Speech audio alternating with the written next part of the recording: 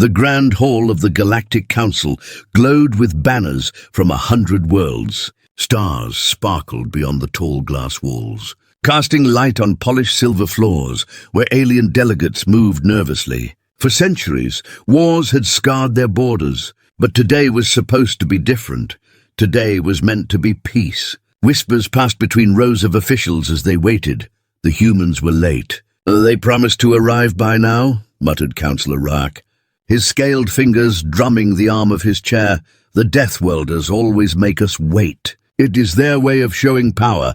Across the table, a tall avian delegate flared his wings. Or maybe they do not intend to come at all. Perhaps Earth grows tired of our endless disputes. The council leader, an elder with skin like carved stone, raised a hand for silence.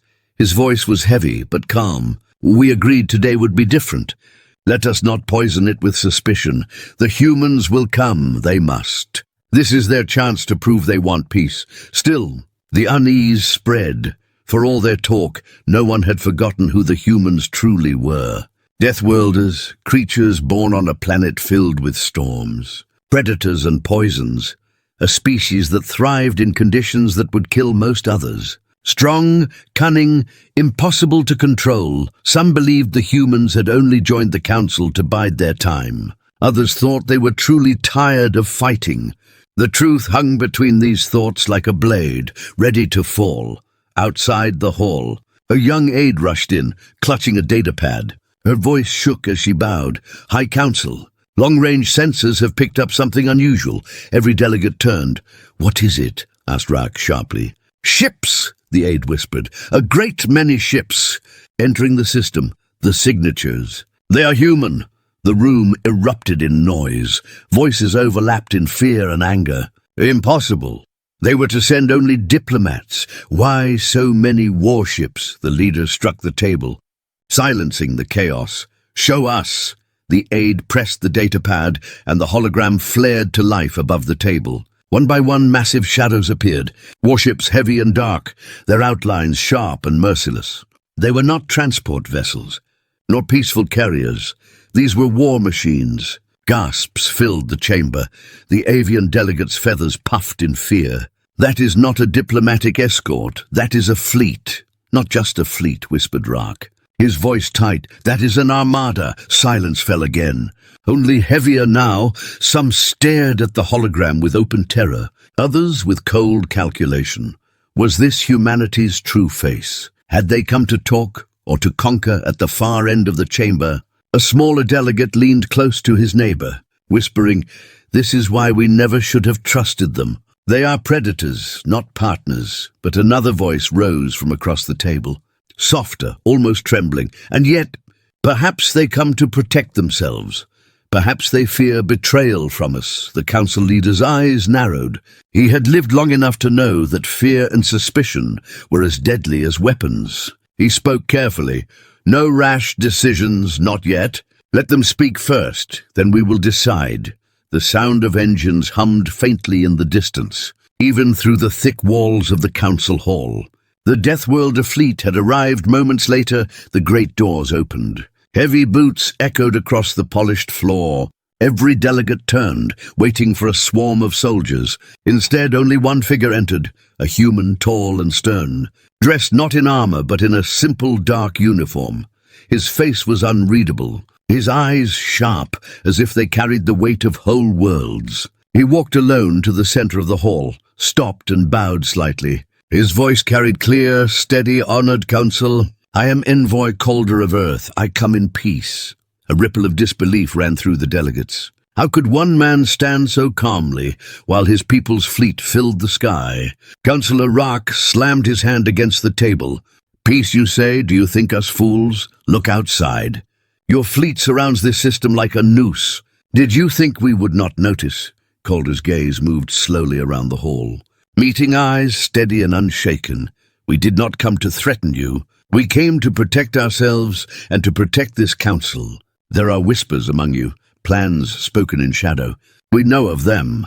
The avian delegate's feathers trembled. "Whispers." "What whispers?" The envoy's hand tapped a small device at his side. The hologram shifted, showing intercepted messages, secret transmissions, words of betrayal from hidden factions planning to sabotage the peace talks and ambush the human envoys. The delegates stared in shock, voices rising again, some in anger, some in denial. Calder raised his hand, silencing them. His voice deepened. "We did not come with war. We came to make sure war would not be forced upon us. Humanity has seen betrayal before. We will not walk into it again unprepared." The council leader leaned forward, his stone-like face unreadable. "Then why bring so many ships? One fleet would have been enough to defend you." The envoy's lips curved slightly. Not quite a smile, not quite a threat. "Because when humans come to talk peace, we come with strength. So no one doubts our will to defend it." The hall went silent again. Every alien delegate felt the weight of his words. Behind him, the human fleet waited, endless and dark against the stars, a reminder of what would happen if peace failed. At last, the leader spoke, his voice steady but heavy. "Then we understand you demand trust, and you bring fear to make it certain." "Very well, Envoy Calder. The council will hear your words. We will speak peace. But know this, if you came here with lies, your fleet will not save you from the galaxy's wrath." Calder's eyes did not waver. His reply was calm, final. "And if you came here with lies, no fleet in this galaxy will save you from us." The words hung in the air, sharp and cold. A choice had been placed before the council. Trust or ruin, the delegates shifted uneasily. Knowing the truth, peace was still possible, but only if they accepted it on Deathworlder terms. The fleet moved like shadows across the stars. Thousands of ships slid into the system, their black hulls swallowing the light. Their engines burned dim but steady, like the slow heartbeat of some ancient predator. The smaller patrol fleets of other species scrambled to reposition, their crews staring wide-eyed at the incoming human armada. On the bridge of a Krillin defense ship, Commander Voth gripped the edge of his console. His scales twitched as the readings updated. "This cannot be right," he hissed. "There are too many of them." His second officer leaned close, her voice sharp with panic. "It is no error, Commander. Look at the signatures. Every one of them is human. War-class destroyers, carriers, and... God, that one, that is a planet killer." The view screen adjusted, and the image grew clear. A massive vessel loomed, so large it blocked the stars behind it. Its shape was not elegant or curved like other species' designs, but heavy, brutal, built for war and nothing else. The bridge fell into silence. "What are they doing?" Voth muttered. "These talks were meant for peace." "Why would they bring such power?" another officer whispered. "Perhaps peace to humans means something different than to us." Across the system, other fleets echoed the same disbelief. Some alien captains debated whether to open fire. Others shouted that to attack would mean certain death. Still, no one gave the order. Fear was heavy, thick as smoke at the edge of the system. A small observation vessel floated. Its crew of mixed species had one task: monitor and report. The captain, a short insectoid with glassy eyes, buzzed nervously. "Send this to the council," he ordered. "Show them everything. Let them see what the humans have brought." Meanwhile, aboard one of the human ships, Admiral Rowan stood with hands behind his back, staring at the galaxy through his warship's wide viewport. His voice was calm, but his officers felt the weight in every word. "They think we came to crush them," he said quietly. "Let them think it. Fear is not our enemy. Fear will keep them from drawing knives under the table." A young lieutenant, clearly troubled, spoke up. "Sir, some will call this an act of aggression." "They will paint us as conquerors, not allies." Rowan turned, his eyes hard as steel. "Lieutenant, they already whisper those words. They always have. If we had come with only a handful of ships, they would see weakness and plan betrayal. If we come with strength, they will think twice. Our fleet is not here to destroy. It is here to remind them who we are." His words settled like stone. The bridge crew nodded, even if unease lingered in their eyes. Back at the council chamber, the delegates watched live images of the human fleet now filling the skies above their capital world. Some shook with rage, others with fear. A few whispered to each other in hurried tones. Councillor Raak snarled, his voice sharp. You see, I warned you. They never wanted peace. They bring their fleet to our world to show they can take it whenever they wish. But the council leader kept his gaze fixed on the envoy, Calder, who stood unshaken at the center of the chamber. "Your admiral brings warships to peace talks," the leader said slowly. "Explain yourself. Why do you think this is the path to peace?" Calder's voice was steady. "Because we know what you planned." He pressed the device again, showing more intercepted transmissions, messages between fleets hidden just outside the system. Ambush orders, secret signals of betrayal. You thought to corner us, strike while our envoys were unguarded. You failed to remember who you were dealing with. The chamber filled with shocked cries. Some delegates shouted denial. Others accused rivals across the table. The betrayal was real, but who was guilty was still hidden in the noise. Calder's eyes narrowed. "Do not waste time denying it. We already know who sent those orders." He tapped again, and the hologram shifted to show one name, one faction. The revelation hit the chamber like a thunderclap. The delegate in question froze, his skin paled. His aides whispered frantically, but the evidence was undeniable. The other delegates turned on him, their voices sharp with fury. "Traitor," one spat. "You would have doomed us all." The accused delegate stood, trembling. "Lies, forged transmissions. The humans made this," but his voice shook too much, and no one believed him. Guards moved toward him, weapons in hand. The council leader's stone-like face hardened. His voice echoed through the chamber. "Enough! We will deal with betrayal in our own house, but understand this, human envoy. You have brought fear to every heart in this hall. Perhaps you have also brought truth. But peace born from fear is fragile." Calder did not flinch. His tone was firm, final. "Peace born from fear is better than war born from lies." The words struck deep. Many in the chamber looked away, unable to meet his gaze. Outside, the human fleet held its position, not firing a shot. But the very sight of it was enough. Entire defense networks went silent. Captains who once dreamed of betrayal deleted their secret orders. They all understood now humanity would not be cornered. Humanity would not be fooled. Back aboard his flagship, Admiral Rowan received the envoy's message. His lips curved into a hard line. "They understand now," he murmured. "Good. Let them think twice before they plot again."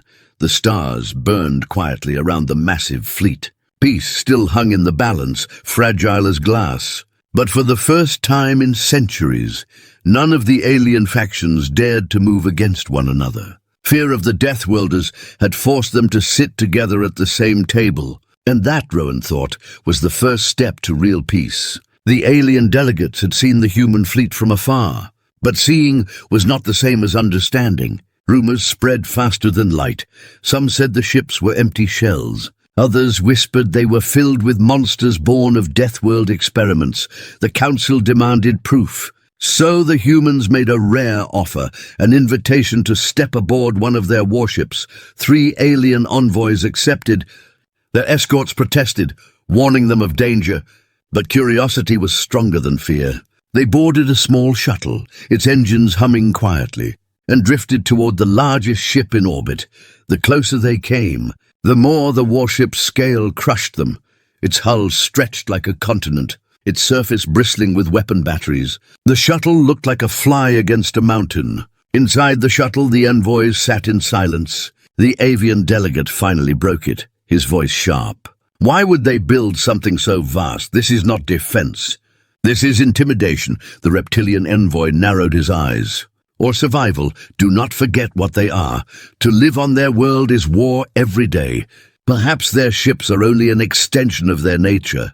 The third envoy, a soft-skinned mammal with trembling hands, whispered, "Or perhaps they intend to end us all."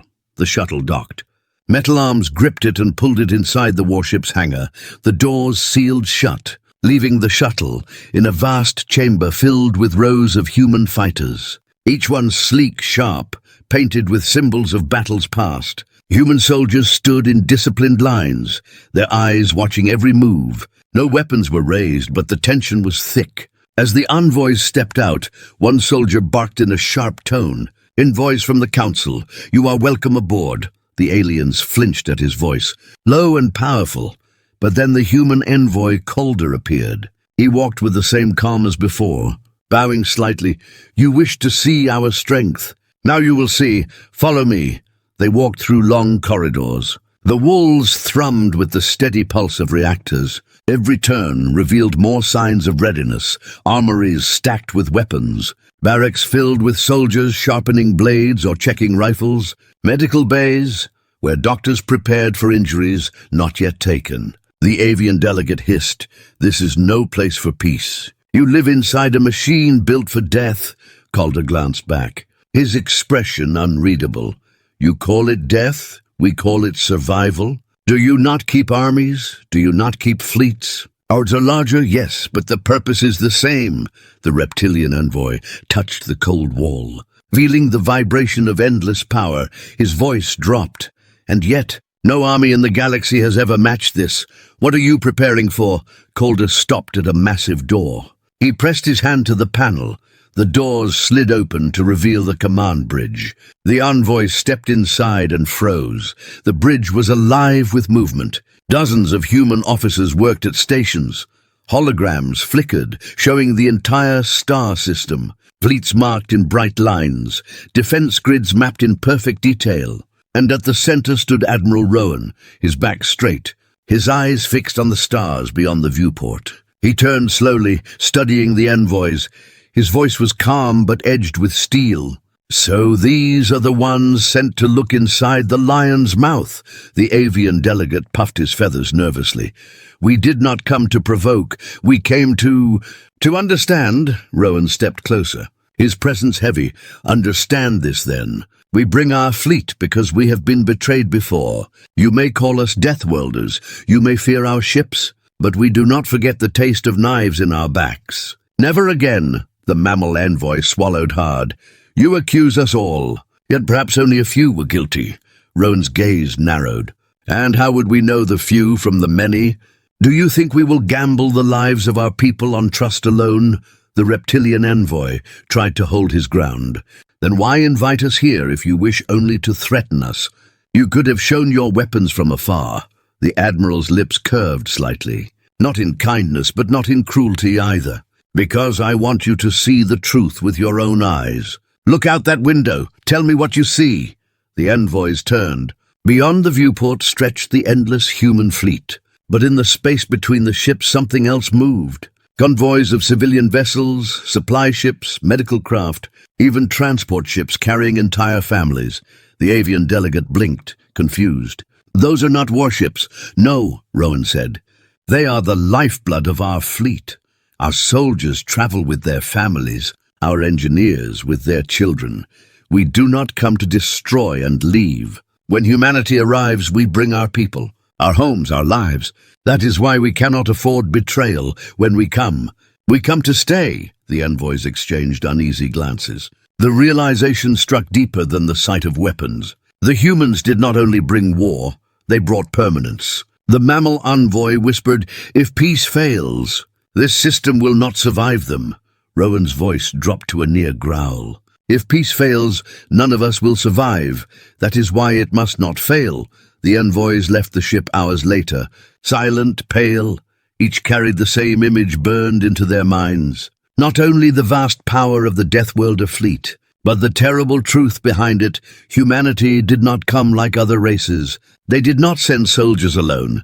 They came with everything, because they intended never to lose again. Back in the council chamber, the envoys reported what they had seen. Some delegates trembled, others grew pale. The chamber filled with argument, accusations and fear, yet through it all, one thought rose clear. The humans had given them a choice, not with words, but with undeniable truth. Peace would mean survival, war would mean extinction. The council leader leaned back, his stone face unreadable. His voice carried across the room. "The Deathworlders have shown us what they are. Now we must decide what we are." The council chamber had never been so silent. Rows of delegates sat frozen in their seats, their eyes fixed on the human envoy, standing alone at the center. The weight of what the envoys had seen aboard the human flagship pressed against every heart. They could not deny it. Humanity had not come to negotiate with weakness. They had come with the power to end worlds. Calder's voice cut through the silence. Calm, but heavy. You now understand why we came prepared. You know what waits above your skies. We do not hide our strength, we show it. Because we do not play with lies. Councillor Rock's scales shifted as he leaned forward. His voice sharp. You speak of truth, but all I see is fear. You use your ships like a knife at our throats. What peace can grow from such fear? Calder met his eyes without blinking. Better peace from fear than war from betrayal. Murmurs swept through the chamber. Some nodded, some hissed, but none could ignore the force of his words. The avian delegate rose, feathers trembling. If you knew of betrayal, then say it. Who among us is guilty? Show us the names. Calder did not answer immediately. Instead, he pressed the small device once more. A hologram flickered into existence. Glowing symbols dancing across the chamber, secret transmissions, hidden codes. Maps of ambush fleets waiting at the edge of space. Gasps broke from the crowd. The evidence was clear. Entire factions had been preparing to strike, hoping to crush humanity before the talks could even begin. One delegate, pale and shaking, slammed a fist on the table. Lies! You forged these messages, another voice shouted back. No, I recognize those codes. They belong to your fleets. Do not deny it. Chaos threatened to erupt. Delegates rose from their seats, shouting accusations. Guards shifted nervously as tempers flared. The chamber buzzed like a storm ready to break. Then the council leader struck his staff against the floor. The sound boomed like thunder. Silence fell again. His stone-like face turned to Calder. You bring us proof, but also destruction. Do you think we will bow because you threaten us? Calder's voice stayed steady. We did not come for your bow. We came for your honesty. If peace is to live, it must be born without knives in the dark. That is why our fleet came, not to conquer, but to keep betrayal from rising. The leader studied him. His eyes narrowed. And if betrayal is found, what then? Will you unleash your armada on us? Calder's reply came like iron. If betrayal continues, then yes, because we do not forgive treachery. Not again. The words struck deep. Every delegate knew the history. Humanity had survived countless wars, pushed to the edge of extinction. They had been betrayed by allies before. That was why the Deathworlders never trusted promises alone. Councillor Rock snarled, then we are prisoners in our own hall. Peace under threat is no peace at all. But the mammal envoy who had stepped aboard the human ship spoke up. His voice unsteady but clear. You did not see what I saw. I saw more than weapons. I saw families, whole lives carried with their fleet. They do not travel like us. They bring everything. They are not here to strike and vanish. If they choose war, it will not end. If they choose peace, it will last. The chamber grew still again. The weight of his words settled over the hall. The avian delegate spoke softly. Then the question is not whether they brought fear. The question is whether we will use this chance or waste it. The council leader turned back to Calder, his voice carried across the chamber, deep and unshaken. If we continue these talks, if we speak peace, what guarantee do we have that humanity will not simply impose its will? What promise can you give us? Calder's gaze swept the chamber, his tone lowered but carried force. The only promise we give is this: if you stand by peace, humanity will stand by it too. If you break it, we will not wait for another chance. We will end it swiftly. The words hung like fire, dangerous and final, but there was truth in them. Every delegate felt it. The leader leaned back in his chair, stone eyes unblinking. So you leave us no middle path. It is trust, or it is ruin. Calder inclined his head. That is the only way peace ever lasts. A long silence followed. No one spoke, no one moved. The sound of the human fleet thrummed faintly through the walls, like a reminder that time was short at last. The leader raised his staff again. Then the council will decide. For now, the humans will remain in orbit. We will hear their envoy. We will listen. But let every delegate here remember, this is the last chance for peace our galaxy may ever know. The chamber's heavy doors opened. Guards stepped back. Calder bowed once more and walked out with the same steady steps. His words, his fleet. His presence lingered like a shadow behind him.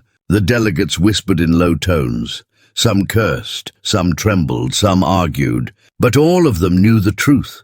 Peace was still possible, yet it was balanced on the edge of a knife. The council chamber was tense. No one dared to speak too loudly. Every word felt like a spark that could ignite a storm. The betrayal Calder had revealed still lingered in the air like smoke after a fire.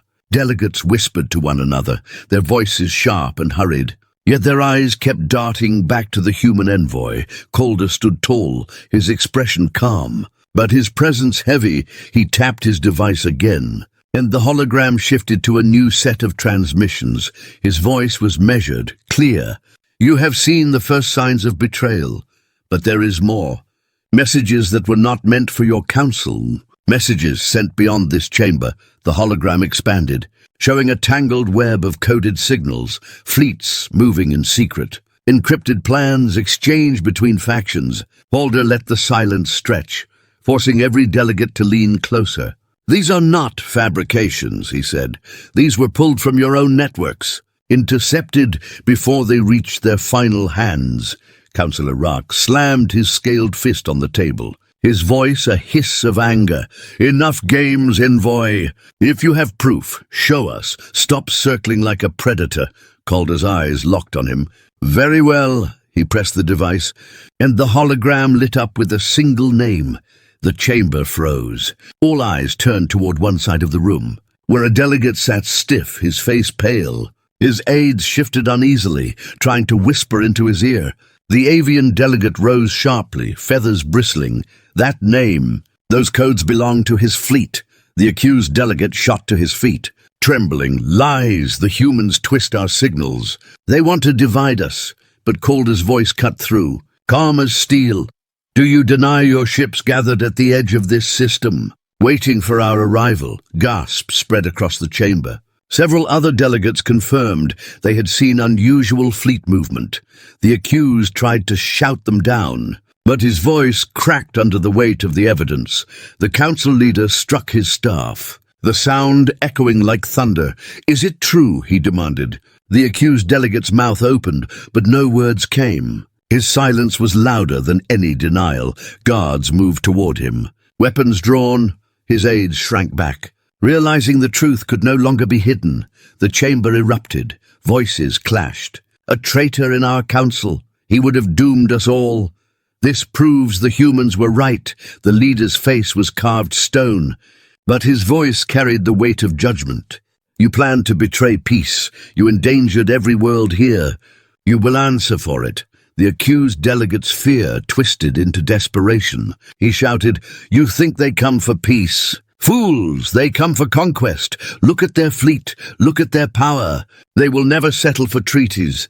They will enslave us. His words sparked a wave of uncertainty. A few delegates nodded, fear clouding their judgment.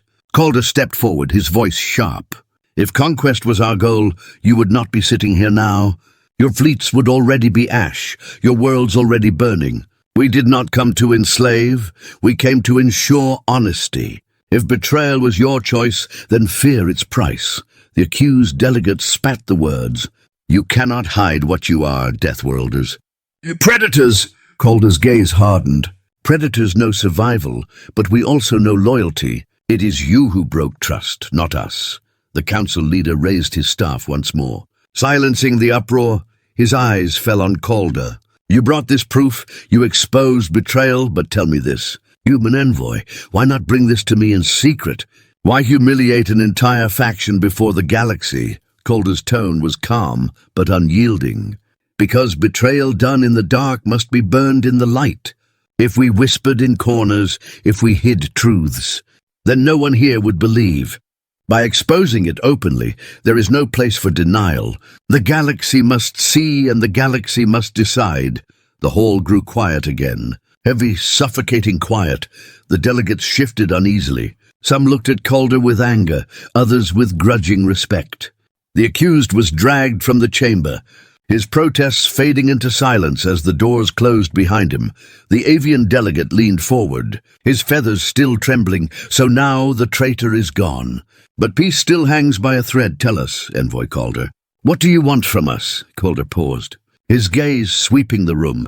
"We want the truth. We want to know that when you sit at the table, you sit with honesty, not with daggers hidden beneath. Humanity will not kneel to fear, but neither will we strike if there is trust," Councillor Rock hissed. "And if we choose not to trust you," Calder's voice dropped lower, carrying a chill that touched every delegate, "then you choose war. And war with humanity is not survival. It is extinction."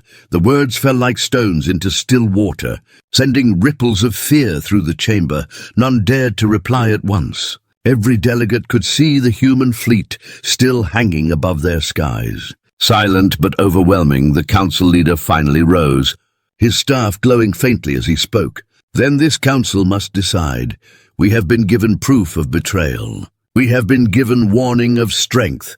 Perhaps it is fear, perhaps it is truth. But one thing is clear, our next step will shape the galaxy for centuries." He looked around the hall, meeting the eyes of every delegate.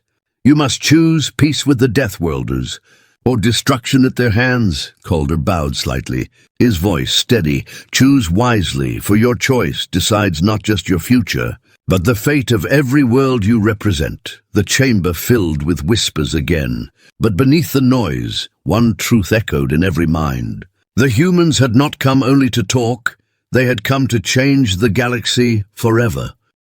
The council chamber was heavy with silence. Every delegate knew the weight of what had been placed before them. Humanity's envoy had spoken clearly. There would be no second chance. The choice was peace or war. And the Deathworlder fleet waited above like a storm ready to break. Councillor Rock hissed, his scales dark with anger. "We cannot bend to them if we agree to this peace. It will be peace in chains." The avian delegate spread his wings nervously. "And if we refuse, it will not be chains. It will be ash, do you not see? Their fleet is not a threat. It is a promise." The mammal envoy, who had seen inside the human warship, stood, his voice trembling but clear. "I looked into their ships. I saw their families, their children, their homes. They do not come to play at diplomacy. They come to ensure their survival. They will not gamble with trust." "Not after what was revealed," Rex spat back. "So we should surrender to fear." The envoy's reply came quick. "No, we should surrender to truth. The truth is they can destroy us, but they have not. The truth is they gave us a choice. If conquest was their aim, they would not bother with councils. They would have already taken what they wanted." The chamber stirred, voices rising in tense waves. Some shouted for resistance, others begged for caution. The council leader struck his staff against the floor. "Silence!" The sound echoed like thunder. The chamber stilled, his stone-like face betrayed nothing. But his voice carried deep authority. "Envoy Calder, one last time, tell us what humanity demands." Calder stepped forward, his eyes calm, his words deliberate. "We demand honesty, we demand unity in these talks. No more secrets, no more betrayal. If peace is agreed, it will be upheld by every faction here. Humanity will not accept broken promises again." The leader's gaze was sharp. "And if we agree, will your fleet withdraw?" Calder shook his head slowly. "Our fleet will remain until peace is proven. Trust is not given in words alone, it is earned in action. Once we see unity, we will stand beside you, not above you, but until then, our ships will not leave." Whispers broke out again. Some called it occupation, others called it protection. The weight of the decision pressed like a blade against the throat of every delegate. Suddenly, the chamber doors burst open. Guards dragged in the traitor delegate who had been arrested earlier, his face bruised, his robes torn. He shouted as they forced him to the floor, "Fools! Do you think peace with Deathworlders will save you? You hand them your world, your council, your galaxy. They will bleed you dry." The guards tried to silence him, but his voice rang desperate. "They will rule you, not protect you. I saw it in their eyes." "You predators never change." Calder's eyes hardened. His voice cut through like steel. "Predators we may be, but we protect our own. You plan to betray, and now you scream lies to hide your shame." The traitor's gaze darted wildly across the hall, searching for support, but found none. The proof of his betrayal had already burned his name into dust. The guards dragged him away again, his shouts fading into nothing. The council leader turned to the delegates, his voice calm but sharp. "You have seen the truth. You have seen the danger. You have seen the strength. The time for whispers is done. We must choose now." One by one, delegates rose to speak, some reluctantly, others firmly. The avian delegate lifted his wings. "My people choose peace. We will not gamble against extinction." The mammal envoy nodded. "My world agrees. The Deathworlder's terms are harsh. But war is harsher." Councillor Rock rose slowly, his scales shimmering with defiance. "My people will not kneel." The chamber grew tense. All eyes locked on him. Rock sneered. "We have fought humans before. We will fight them again if we must." But before he could speak further, the hologram device flared again. Calder's voice stayed calm. "Your fleets will not fight anyone. They are already surrounded."